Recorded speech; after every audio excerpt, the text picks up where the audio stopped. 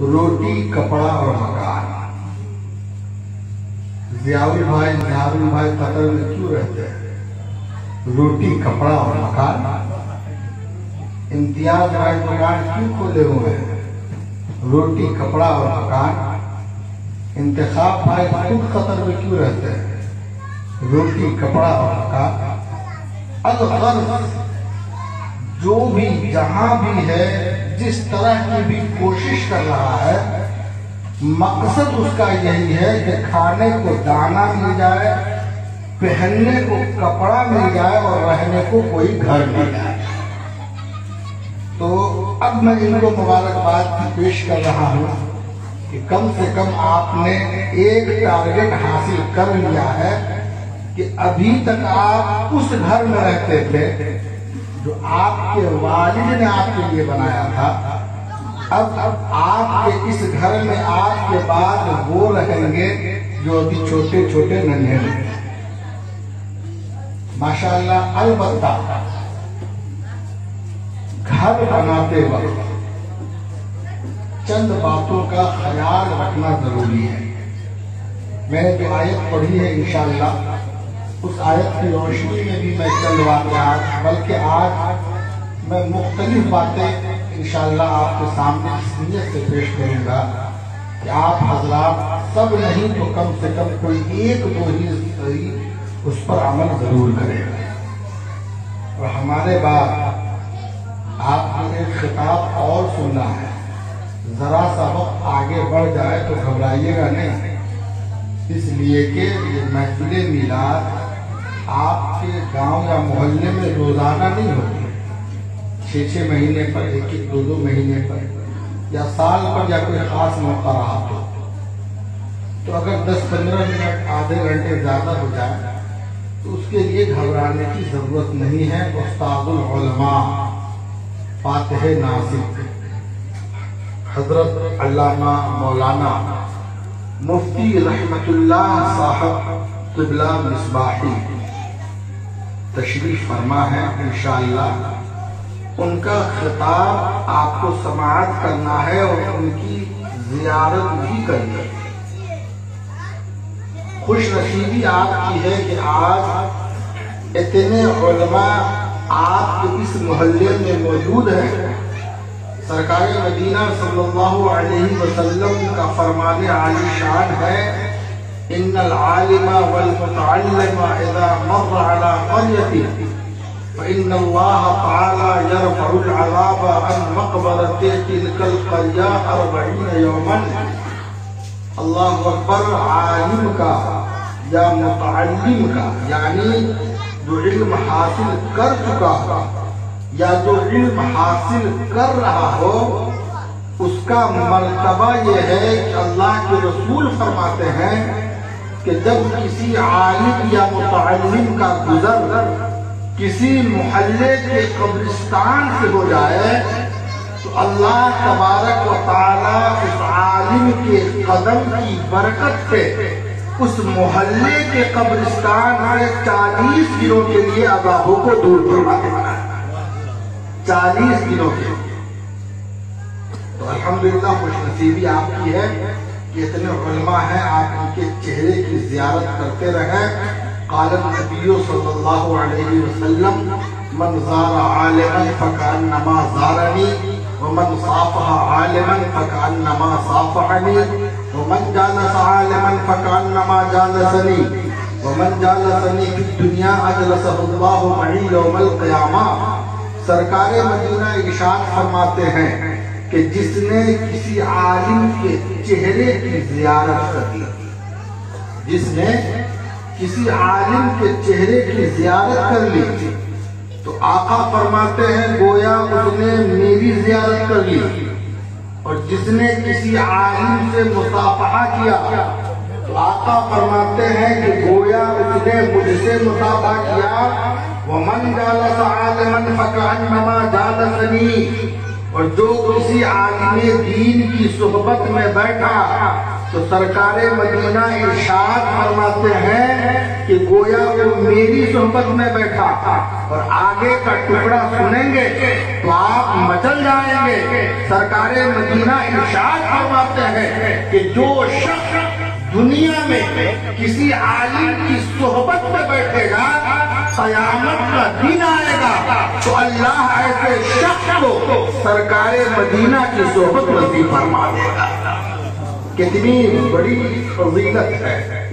بس حضرت جب تشریف لائیں گے تو انشاءاللہ آپ ان کی پرمخ تقریر سے، ان کی حکمت بھری باتوں سے، ان کے نصیحت آمیز جملوں سے محظوظ ہوں گے انشاءاللہ۔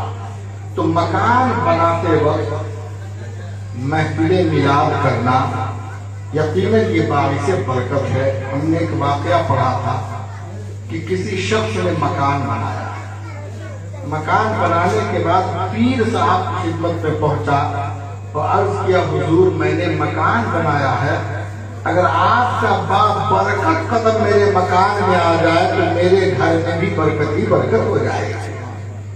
کہا ٹھیک ہے۔ پیر صاحب تشریف لائے، تشریف لانے کے بعد گھر میں دیکھا کہ روشن دان بنا ہوا ہے، وینٹیلیٹر جس کو کہتے ہیں، گھر میں دیکھا کہ بنا ہوا ہے۔ تو پیر صاحب نے پوچھا کہ یہ روشن دان تم نے کیوں بنایا ہے؟ کہا حضور اگر گھر میں کھڑکی نہیں رہے گی، روشن دان نہیں رہے گا تو روشنی کیسے آئے گا، ہوا پاس کیسے ہوگا؟ اس لیے ہم نے مکان میں کھڑکی بھی بنائی ہے، مکان میں روشن دان بھی بنایا ہے۔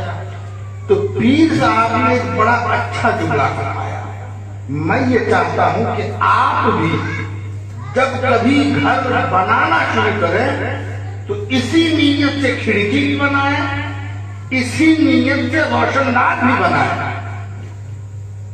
پیر صاحب نے کہا کہ تم نے کھڑکی اس لیے بنائی، یہ سوچ کے بنایا کہ ہوا آئے گی، روشنی آئے گی۔ اگر تم اس کی جگہ یہ سوچ لیتے کہ میں کھڑکی کھلی رکھتا ہوں تاکہ باہر جب اذان ہو تو اذان کی آواز سے ہو کر آئے، تو کیا کھڑکی نہیں بن پاتی؟ کہا کھڑکی تو بن جاتی۔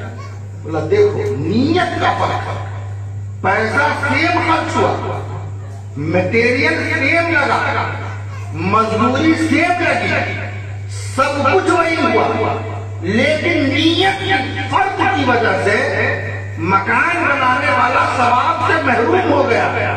پیر صاحب نے فرمایا کہ اگر تم اس نیت سے کھڑکی بناتے کہ اذان کی آواز آئے گی تو کھڑکی بنانا کوئی ثواب کا کام نہیں ہے، لیکن اچھی نیت سے تم نے کھڑکی بنائی تو اللہ رب العزت تم کو کھڑکی بنانے کا بھی ثواب عطا فرمائے۔ اب نیت اچھی ہے تو جس کھڑکی سے اذان کی آواز آئے گی ہوا نہیں آئے گی، روشنی نہیں آئے گی، آئے گی ہی آئے گی۔ تو اگلی بار سے جب مکان بنائے تو اس طرح کی نیت کر کہ میں کھڑکی اس لیے بنا رہا ہوں کہ اذان کی آواز آئے، تو آواز بھی آئے گی، ہوا بھی آئے گی، اور آپ کو اللہ رب العزت اس نیک نیتی کی وجہ سے ثواب بھی عطا فرماتا رہے گا۔ غوث اعظم پیران پیر روشن ضمیر غوث اعظم دستگیر مکان پر ایک واقعہ اور یاد آ گیا، میں سوچتا ہوں یہ سنا دوں، پھر اس کے بعد میں چند باتیں آپ سے عرض کروں گا۔ غوث اعظم کی بارگاہ میں ایک شخص پہنچا اور کہا حضور گھر میں برکت نہیں ہے۔ یہی پریشانی آپ لوگوں کے ساتھ بھی ہوگی۔ لوکہاں میں اس دن نماز پڑھ کے نکلے تھے، ایک آدمی باہر کھڑا تھا پھکوانے کے لیے۔ ہم کہ کیا بات ہے بابو، کیا پرابلم ہے بتاؤ؟ کہا گھر میں رہتے ہیں تو ڈر لگتا ہے، باہر آتے ہیں تو اچھا لگنے لگتا ہے۔ ہم کہ دیکھیے اس کے ساتھ الٹا ہو رہا ہے، لوگوں کو باہر ڈر لگتا ہے تو دوڑ کے گھر میں جاتا ہے، جو گھر میں ڈر لگتا ہے۔ تو ہم سوچے اب ہم اس کو کیا طریقہ بتائے بھائی؟ تو ہم نے اس کو جو کہا وہ بات کی بات ہے، میں جو سنانا چاہتا ہوں وہ آپ نے دیکھا ہوگا کہ بسا اوقات گھر عالی شان ہے، کسی چیز کی کوئی کمی نہیں ہے، گھر میں ہر ایک سامان یونیک ہے، بہترین کمپنی کا ہے، لیکن گھر والا پھر بھی پریشان ہے۔ ایسا ہوتا ہے، ایسا نہیں کہ میں کوئی ایسی بات کہہ رہا ہوں جو نہیں ہوتا ہے۔ بہت سارے مالدار، بلکہ بہتوں کا تو عالم یہ ہے کہ عالی شان مکان ہے لیکن نیند نہیں آ رہی۔ بھائی سونے کے لیے گدا چاہیے، بہترین گدا ہے، اے سی چاہیے، پنکھا ہی چاہیے، مگر چلیے اے سی چاہیے، اے سی بھی ہے، سکون چاہیے، ہلا گلا نہیں چاہیے، سب کچھ ہے لیکن نیند نہیں آ رہی ہے، نیند کی گولی کھانی پڑی ہے۔ بہتوں کا عالم یہ ہے تب جا کر نیند آتی ہے۔ تو کہنے کا مطلب ہمارے لیے ہے کہ جب آپ کے پاس اپنی گاڑی ہے، ذاتی مکان ہے، ہر طرح کے عیش و آرام کا سامان ہے، تب تم آپ پریشان ہیں۔ تو اصل وجہ کیا ہے اس واقعہ کے بعد آپ سمجھ لیں گے۔ غوث اعظم پیران پیر کی بارگاہ میں وہ شخص پہنچا، کہا حضور کماتا بہت ہو، کمی کسی چیز کی نہیں ہے، لیکن ایسا لگتا ہے کہ کما کر لاتا ہوں، کب پیسہ کدھر خرچ ہو جاتا ہے پتہ نہیں چلتا ہے۔ کبھی بیوی بیمار، لاکھ روپیہ سیلری ہے، کبھی بیوی بیمار، کبھی بچے بیمار، کبھی خود بیمار، کبھی گھر کا کوئی سامان خراب، کبھی کوئی چیز ٹوٹ گئی، کبھی کوئی چیز ٹوٹ گئی۔ تو حضور والا انہی کاموں میں آدھے سے زیادہ میرا پیسہ خرچ ہو جاتا ہے، برکت نہیں ہے، گھر میں پریشان ہے۔ تو غوث اعظم مراقبے میں گئے کا مطلب آپ نے اپنے سر کو جھکایا، سر اٹھایا، فرمایا جاؤ گھر کی دہلیز پر پردہ لگا۔ عجیب بات ہوئی بھائی۔ اب اگر ہم جیسے چھوٹے موٹے مولانا سے کوئی پوچھتا اور میں یہ کہتا کہ ٹھیک ہے یہ بات ہے تو جاؤ گھر کے دہلیز پر، دروازے پر، مین گیٹ پر پردہ لگاؤ، تو ممکن ہے کہ جھگڑتا کہ پوچھنے کچھ آئے جواب کچھ دے رہے ہیں، کہہ رہا ہوں پیٹ میں درد ہے تو کہہ رہے ہیں جاؤ پوکر میں کود جاؤ۔ یہ کیا بات ہوئی بھائی؟ سوال چڑی جواب دیگر، سوال کے مطابق جواب نہیں نہ لگا، کہا گھر میں برکت نہیں ہے۔ تو پیرانے تاغیر کیا ہے کے بعد کہا حضور گھر میں برکت نہیں ہے، تو پیرانے پیر نے فرمایا کہ جاؤ گھر کے دروازے پر پردہ لگاؤ۔ پیرانے پیر کی بات کی سنا، گھر پہ آیا، دروازے پر ایک پردہ لگا دیا۔ 2-3 مہینے کے بعد وہی شخص غوث اعظم کی بارگاہ میں پہنچ گیا، حضور ساری تکلیف دور ہو گئی، ساری پریشانیاں دور ہو گئی، اب بچے نیند میں ڈر ڈر کے اٹھتے نہیں ہیں، بیوی کے سر میں اکثر درد ہی نہیں رہتا ہے، اور میری بھی طبیعت حضور ٹھیک ٹھاک رہتی ہے۔ لیکن حضور ایک سوال ہے کہ آپ نے گھر کے دروازے پر پردہ لگانے کا حکم دیا، پردہ لگانے سے گھر میں کیسے برکت آ گئی؟ پردہ لگانے سے گھر میں برکت آتی تو سب آدمی ڈبل پردہ اپنے دروازے پر لگا دیتے اور لگا ہی ہوا رہتا ہے گھروں پر۔ کہ حضور یہ بتایا جائے کہ دروازے پر پردہ لگانے سے گھر میں برکت کیسے آ گئی؟ تو پیرانے پیر روشن ضمیر غوث اعظم دستگیر نے جو جواب دیا اس جواب کو سنیے، اس جواب سے سبق حاصل کیجئے۔ غوث اعظم نے فرمایا کہ میں نے نظر نیچی کی کہ تیرا گھر ہے کہاں، پہلے یہ تو دیکھوں۔ تو میں نے دیکھا کہ تمہارا گھر روڈ کے بالکل سائیڈ میں، جہاں سے لوگ گزر رہے ہیں، جیسے یہی گلی ہے۔ اب جو گزرنے والا گزرے گا تو سیدھا دیکھتے ہوئے نہیں نہ جائے گا، کبھی ادھر دیکھا، کبھی ادھر جھانکا، کبھی ادھر جھانکا، ایسے ہی لوگ چلتے ہیں ادھر ادھر دیکھتے ہوتے۔ تو میں نے دیکھا کہ تمہارا گھر روڈ کے کنارے ہے، گزرگاہ ہے، لوگ اس راستے سے گزرتے ہیں اور گزرنے والا ہر طرح کا ہوتا ہے۔ یہ روڈ ہے آپ پابندی لگا سکتے ہیں کہ اس روڈ سے صرف مولانا گزریں گے؟ کوئی پابندی نہیں لگا سکتا ہے۔ کوئی یہ پابندی لگا سکتا ہے کہ اس روڈ سے صرف متقی گزرے گا، صرف پرہیزگار گزرے گا، صرف عالم گزرے گا، یا صرف عام آدمی گزرے گا؟ آپ قید نہیں لگا سکتے ہیں۔